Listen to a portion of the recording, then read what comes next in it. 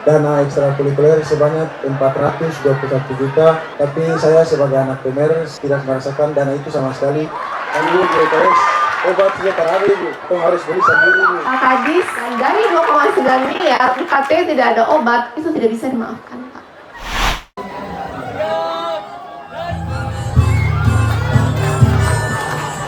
Di depan kita mereka yang hanya membawa uang mengira kita pasangan yang serasi meninggi menari. Tapi namaku Biolu dan betapa gawaiku sudah berubah. Dan kau masih jauh, masih melawat wajahnya.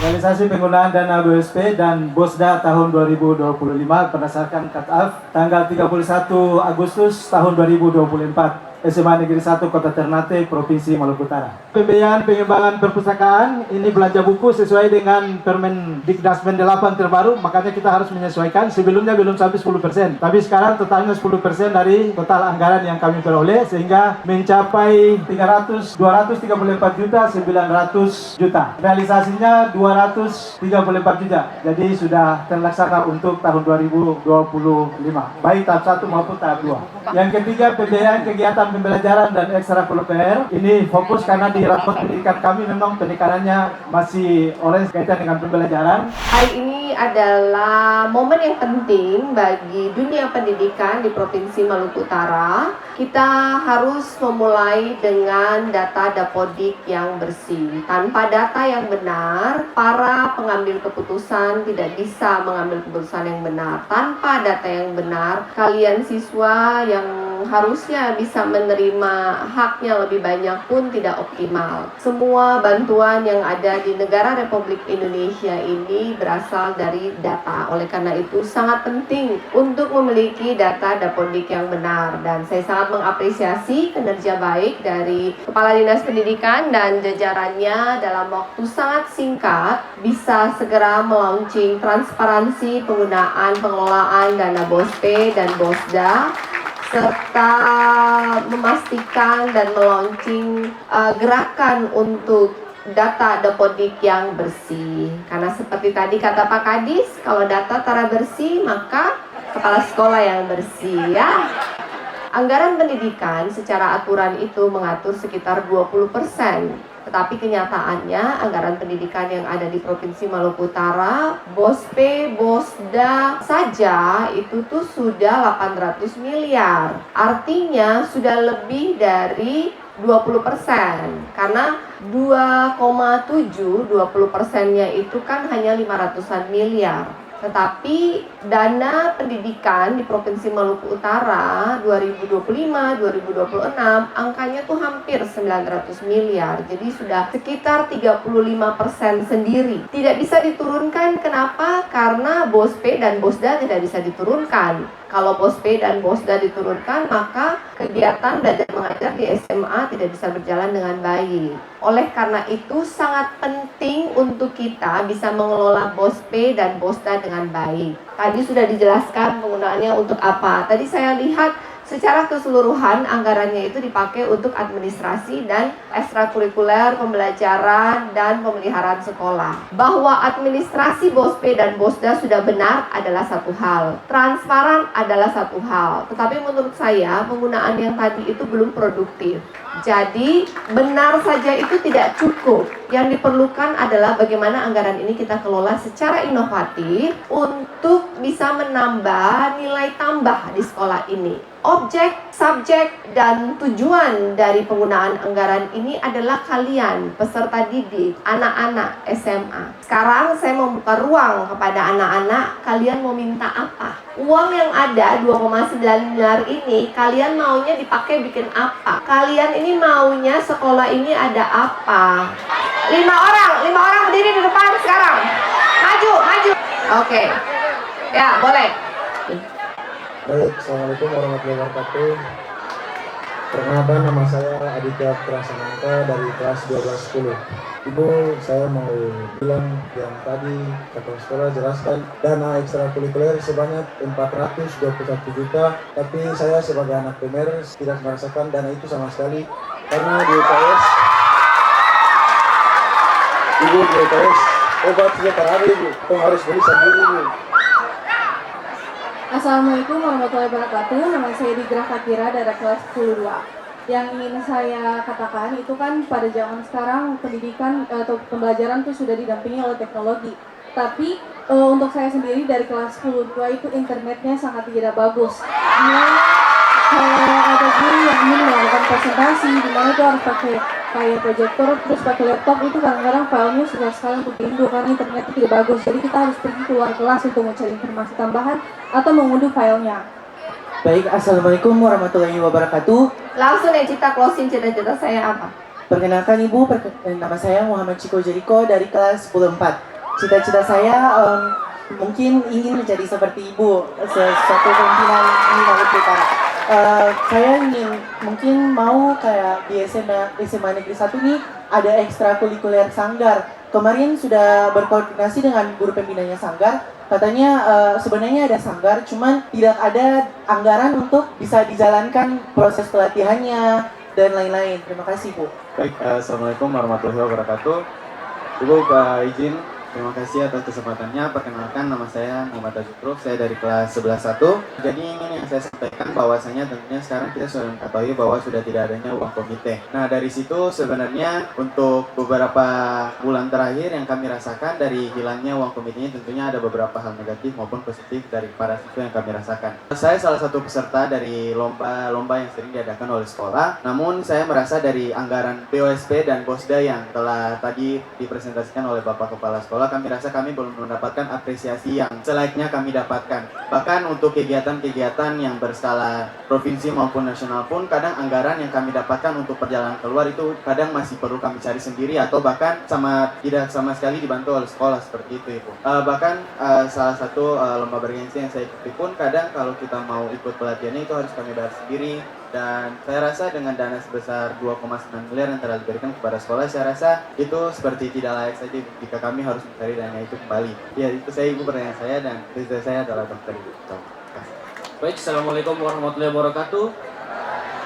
Perkenalkan, nama saya Fikri Nuharto Salasa sebagai Wakil Ketua OSIS SMA Negeri Kota Ternate. Sebagai organisasi OSIS, pada bagian sarana dan prasarana, menurut kami masih ada beberapa kekurangan yang belum dipenuhi. Jadi kami sebagai OSIS ingin bagian itu dipenuhi dengan baik. Dan juga satu hal, yaitu program yang dilaksanakan oleh Pak Prabowo, yaitu makanan bergizi gratis. Kami sebagai seluruh siswa belum bisa mendapatkan itu. Sedangkannya sekolah-sekolah lain sudah mendapatkan MBG, sedangkan kami belum. Jadi kami ingin tahu kenapa kami belum bisa mendapatkannya. Dan juga cita-cita saya, insya Allah saya ingin jadi guru sosiologi. Sekian dari saya. Wassalamualaikum warahmatullahi wabarakatuh. Cerdas siswa-siswanya ini. Ibu-ibu, para pengajar, kepala dinas, kepala sekolah sudah lihat. Ini adalah generasi masa depan Maluku Utara.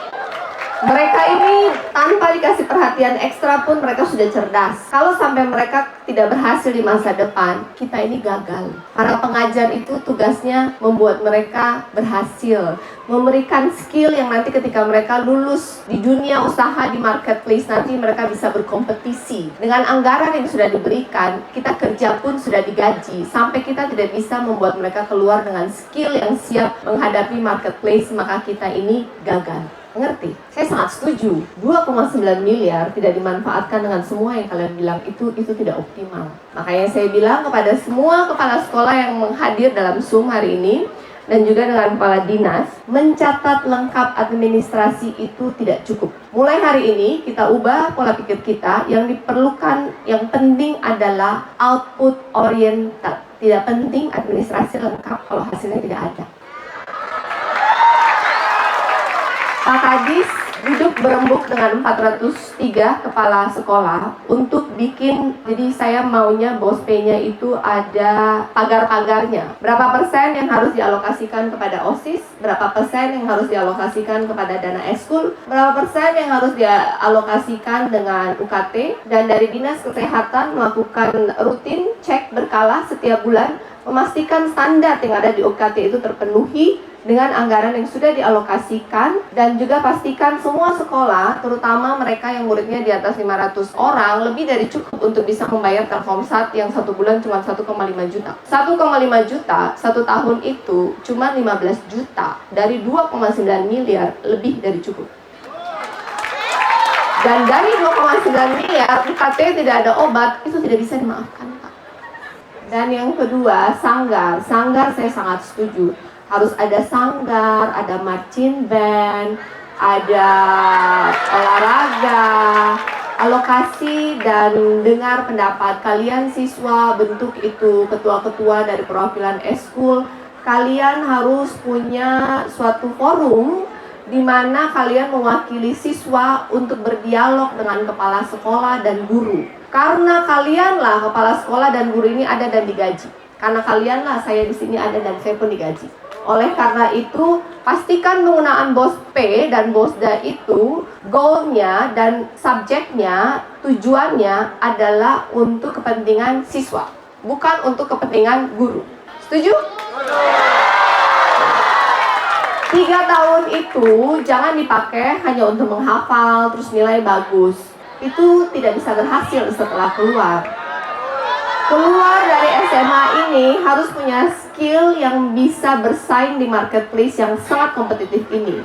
Harus bisa menggunakan seluruh perangkat digital dan AI dengan baik, bisa menggunakan Canva, Google Office, Microsoft Office, mengerti bagaimana melakukan presentasi dengan baik, public speaking yang baik, punya skill dari ekstrakurikuler sehingga hidup itu berwarna.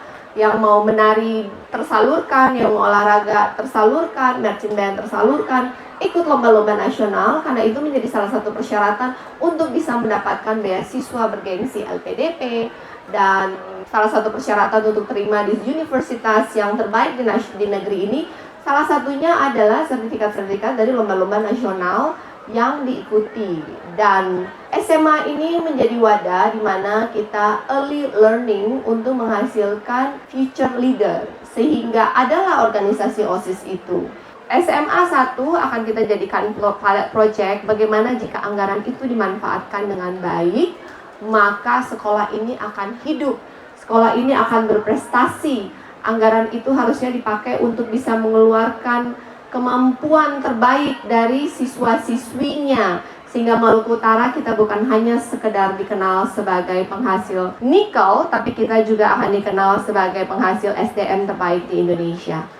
Bukan karena kita tidak bisa selama ini, hanya karena kita tidak diberikan ruang untuk bertumbuh. Pemuda-pemudi Maluku Utara itu mereka cerdas, mereka hanya perlu diberikan kesempatan untuk belajar, diberikan ruang untuk bereksperimen, ruang untuk bertumbuh, maka hanya masalah waktu. Mereka bisa bersaing secara nasional dan membawa nama Maluku Utara ke level nasional, karena mereka lah masa depan Maluku Utara.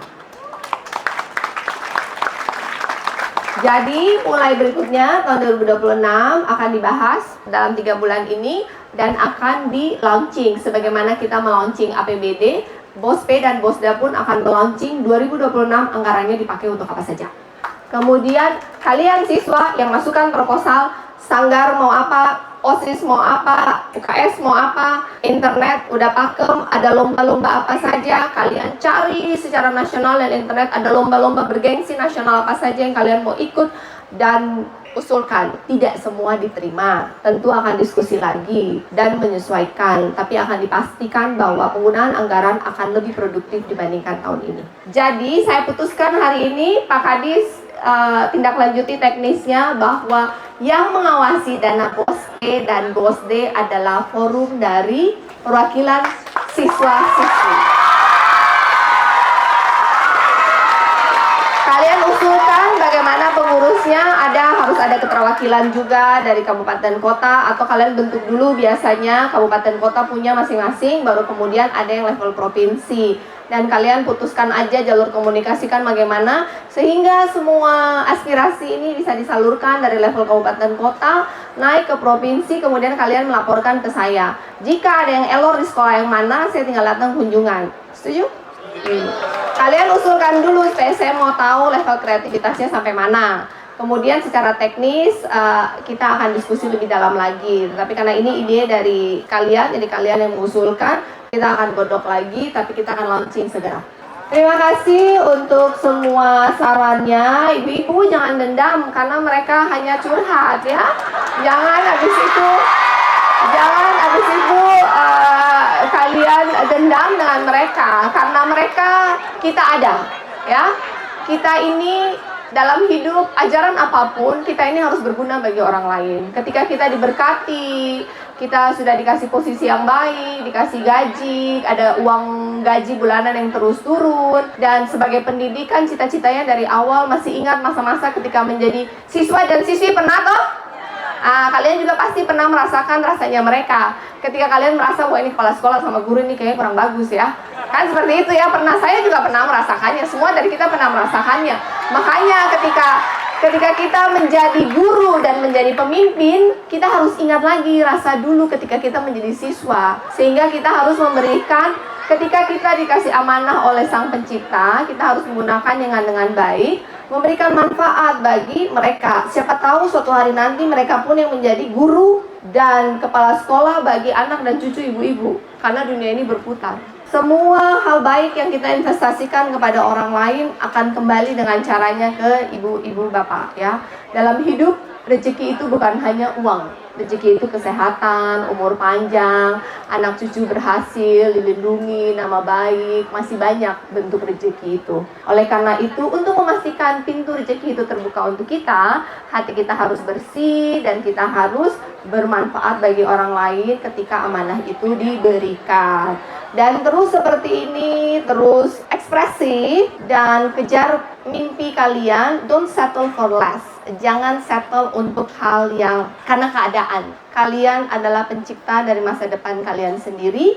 Kalau kalian menolak untuk kalah, kalian terus belajar, upgrade diri, tidak ada yang tidak mungkin. Terus belajar, kalian punya potensi yang banyak. Bisa berdiri di sini ngomong dengan saya tanpa grogi, bisa deliver point dengan sangat on point, sangat tepat, itu pun udah sesuatu. Saya sangat mengapresiasinya. Dan sekolah SMA Negeri 1 akan saya jadikan pilot project. Kita ada kerjasama dengan beberapa organisasi untuk memberikan pembelajaran vokasi atau pembelajaran ekstrakurikuler seperti Google Office, Microsoft Office, dan banyak Canva, dan banyak hal-hal lainnya tapi secara online.